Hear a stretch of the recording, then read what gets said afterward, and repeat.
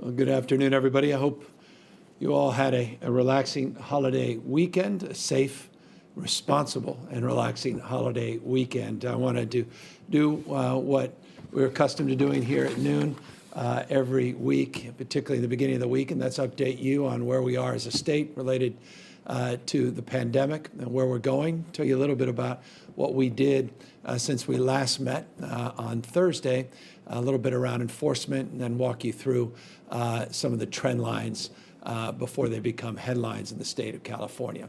Let me update you briefly on the number of counties in the state of California that we're monitoring. Counties that have been on a list for 3+ days, a monitoring list that we put out a number of weeks ago. When I last left you on Thursday, there were 19 counties on that list. Today, we have 23 counties. And you see up there, the newly added 6 counties. 19 plus 6 doesn't equal 23. Well, you have counties that come on and counties that are coming off. For example, Contra Costa was on, off now, back on. Santa Clara was on last week, no longer on. So we have, in total, new updated monitoring list. Those 6 counties, Colusa, Madera, Marin, Merced, Monterey, and San Diego, that were added to our monitoring list. This is a list we use for technical assistance to engage their local health officers or local elected officials working within the county to address criterion that they attested to, that they put forward as a county that needs to be monitored and needs support if we are no longer aligned in terms of our initial expectations. One of the most important things we can do, in addition to technical assistance on that monitoring list, is to do more to focus on enforcement. We walked through the beginning of our enforcement efforts that we were anticipating implementing this weekend. I want to update you on what we did do this weekend, but I want to remind you that our enforcement has been prioritized on parts of the state where we have known violators, where we have high-risk workplaces, or we have industries that should be operating at a scale, think of restaurants and bars, in an appropriate and safe manner. And so that was the criteria to which we advanced our updated efforts on enforcement, our more targeted enforcement efforts with these teams that we have assembled, these cross-pollination of state agencies that sent out teams in 6 key regions in the state of California over the weekend. Our focus, again, is to remind people that we have put forward guidelines in this state. So much of the focus, I've said in the past, has been around when to reopen our economy, but not how to more safely reopen sectors in our economy. And so we really need to get back to a focus on how to safely reopen our economy. What are the mitigations that need to be in place? What are the expectations that we set forth as it relates to wearing masks, both from a staff perspective and a patron perspective? What are the physical distancing criteria that we have attested to and put into place pursuant to those state guidelines? What's the signage that has been put up so it's visible and people have access to it? Physical distancing criteria and the like. And so we really focused in on workplace safety guidelines. Again, the enforcement is not just about being punitive. It's also about educating people, allowing people to make modifications, but moreover, to address the bad actors, the folks that are simply just disregarding these orders, and to hold them to some account as well. But this is the primary focus of the enforcement, education, along the criteria that we put out and the guidelines and the modifications that we've made, again, focusing on how to safely reopen sectors of our economy.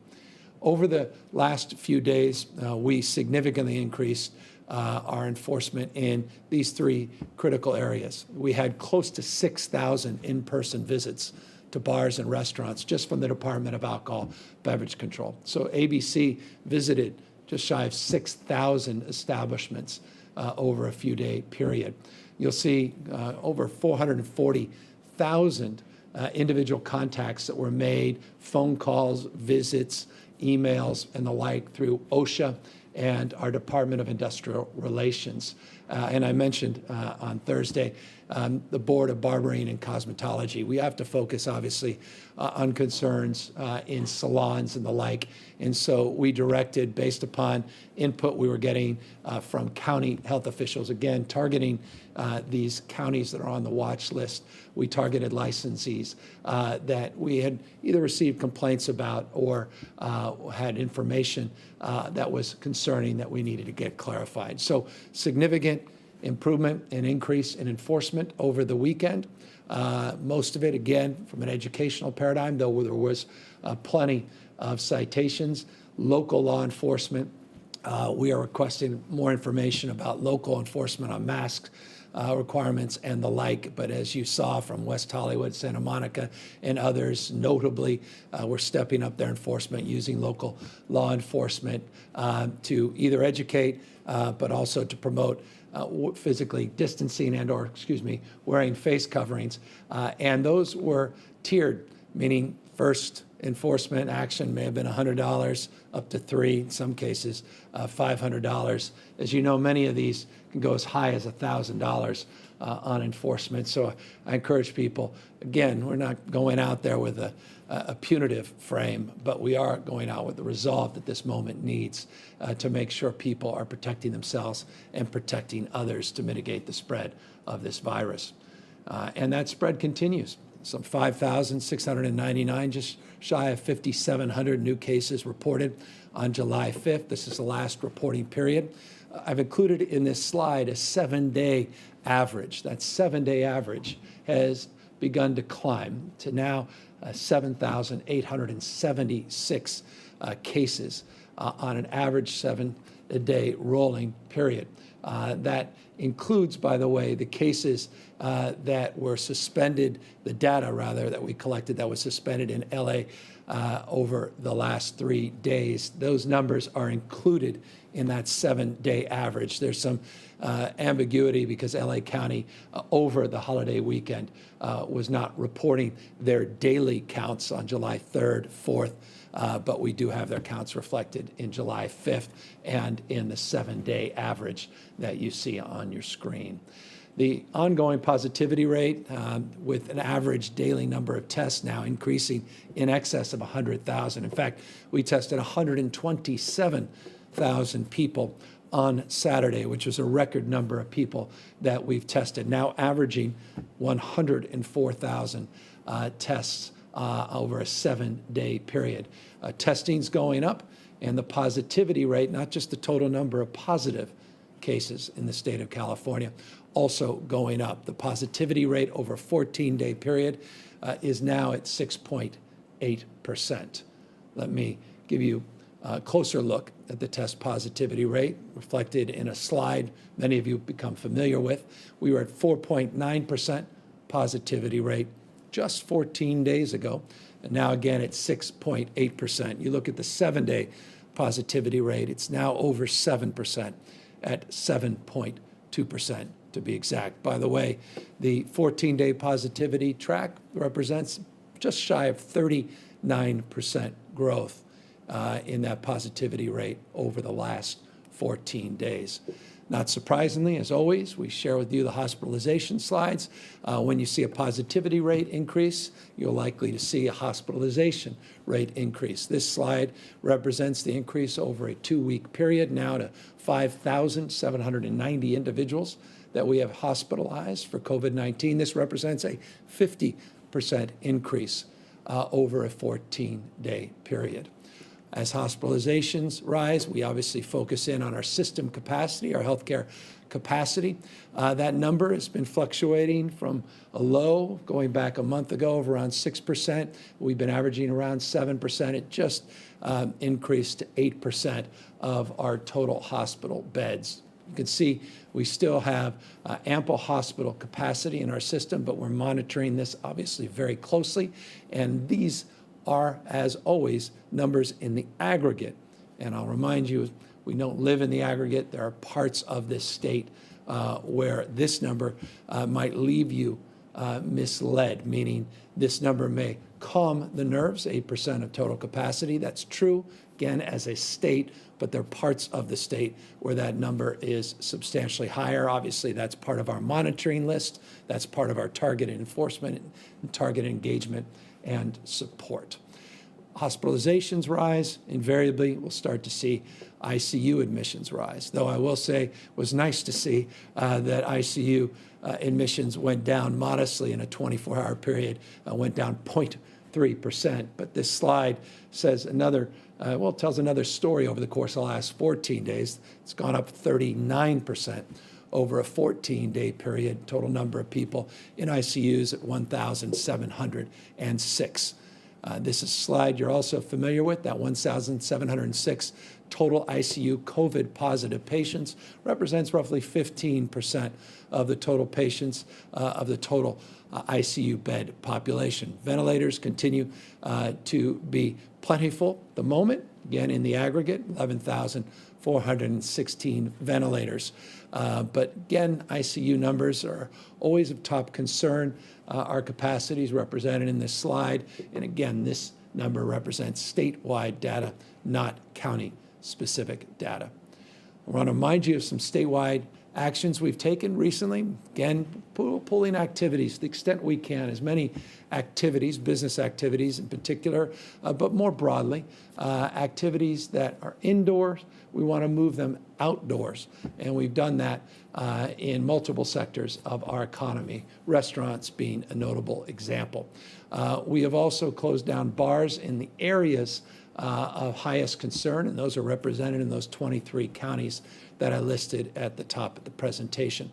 Over the weekend, there were local and county closures of beaches, statewide closures of parking lots related to the beaches, and I just want to thank all the elected officials and the residents, more importantly, the residents of the state of California that acted overwhelmingly responsibly, that were out on our beaches, those that were open, and were responsible in terms of their social distancing and physical distancing. And I want to thank those that were educating the public, those that weren't, unfortunately, acting in their best health interest or the health interests of others. The efforts to educate and to encourage and to enforce were, I think, very effective. They weren't perfect, and certainly people will highlight exceptions, but I just want to compliment the local efforts, the county efforts, the educational efforts, and the social persuasion that was very, I think, well represented and demonstrated over the 4th of July holiday weekend. And thank everybody for, again, their concurrence in this effort. And as I noted just in the slide, this multi-agency enforcement, this efforts on these strike teams, more targeted enforcement, was also demonstrable. And I want to just thank our agencies, now 10 agencies in total, that were part of those actions. Speaking of actions, there are a lot of counties that took action since we began this monitoring process to move deliberatively and enact at the local level, the county level, with their health officers, their county elected officials, their own responsible strategies for enforcing their stay-at-home order and modifying their stay-at-home order. I'm very pleased of the 23 counties, 6 just joined us, so we expect they'll move in the next few days. 13 have issued local orders. 3 said, Riverside, San Bernardino, Kern just said, we will submit to the state orders, and just got a call literally seconds before I came on air that Glenn County just acted. So we're not waiting action from Glenn. We want to thank the elected officials and the health officers and the city managers for their work there as well. So everybody is moving, they're taking action, they're being responsible, and we are very, very grateful for that. So that's the spirit of the moment. The spirit of the times is a recognition. Individual responsibility has now been elevated. Our collective responsibility as a community, county level, to secure local enforcement actions, education actions, modification efforts to help supplement them at the state level in a much more dynamic and much more targeted way.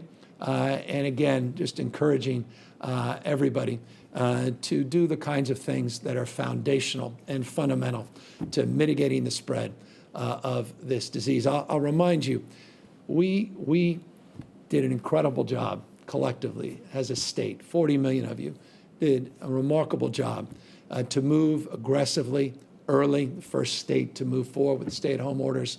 We were able to bend that curve. In fact, we never really had to bend it. We were able to mitigate the spread of this virus in substantial ways. We have the capacity to do that again, to mitigate this increase in the total number of positive cases and the transmission of this disease. And the most important thing you can do from a non-pharmaceutical intervention, meaning non-therapeutic and non-vaccine, is to wear face covering. It is a mandate in the state of California. It protects not just you, but others. And is a sign of respect, sign of responsibility. It's also a demonstration, I believe, of character to meet a moment head on and to be forceful in terms of our resolve to mitigate this spread and to help save lives and impact the lives of those that may be vulnerable in ICU or in hospital because of coronavirus, because of COVID-19. As always, practice physical distancing, social distancing, wash your hands, and continue to do those things your mother and your grandmother were so intent on reminding you as we were growing up. Just one final point, because I'd be remiss if I didn't mention it. We've had a number of lives that have been lost over the last few days in the reporting period. 6 people lost their lives on Sunday to the coronavirus, and 18 people lost their lives on Saturday. 6 people is 6 too many. It is substantially better number than we have seen in some time. The 18 reflects that as well, but that's 18 lives, 6 additional lives, 24 lives torn asunder, families' lives also torn asunder, rather, and lives lost to this virus. By no stretch of the imagination, think that the mortality rate has diminished to such a degree that people can no longer lose their lives. They simply can't. It's reflected in the ICU data. It's reflected in the hospitalization data. The damage that COVID-19 can do. This pandemic is still in front of us, continues to spread at rates we have not experienced here in the state of California since the beginning of this pandemic. That's why we want to remind you of those important bullet points. Wear a face covering, physically distance, wash your hands. And as always, for more information about all of the above, more information on how you can get tested, more information of how you can learn more, avail yourselves to more data about your own county and your own monitoring of their effectiveness and what the rules and guidelines are within sectors and industry, go to the COVID19.ca.gov website.